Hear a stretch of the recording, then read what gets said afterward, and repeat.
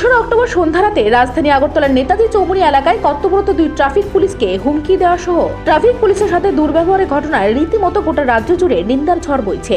এই ঘটনার সাথে যুক্ত এক যুবককে শনিবার আগরতলা পশ্চিম থানার পুলিশ গ্রেফতার করে আদালতে প্রেরণ করেছিল এবং বাকি অভিযুক্তরা পুলিশের ধরাছোঁয়ার বাইরে ছিল। ঘটনার পর থেকে অভিযুক্তরা গা ঢাকা দিয়েছে বলে খবর ছিল পুলিশের কাছে।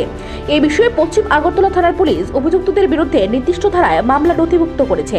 অবশেষে রবিবার বিকেলে গোপন সূত্রের সংবাদের ভিত্তিতে সদর এসডিপিও দেবপ্রসাদ রায় এবং আমতলীর এসডিপিও শঙ্কর চন্দ্র দাসের নেতৃত্বে পুলিশ বাহিনী আমতলী থানা এলাকায় এক নির্জন জঙ্গল থেকে এই ঘটনার সাথে যুক্ত দীপ্তনু দাস ওরফে মন্টু এবং অভিজিৎ পাল ওরফে বিকিকে গ্রেফতার করে আগরতলা থানায় নিয়ে আসে। অভিযুক্তদের গ্রেফতার খবর পেয়ে আমতলী থানার রবিবার সন্ধ্যায় চলে আসেন পশ্চিম জেলার পুলিশ সুপার ডক্টর কিরণ কুমারকে। এদিন অভিযুক্তরা পুলিশ সুপারের কাছে অবশেষে স্বীকার করে যে তারা কোনো কিছু না বুঝে রাগের মাথায় ট্রাফিক পুলিশের সাথে এই ধরনের আচরণ করেছিল।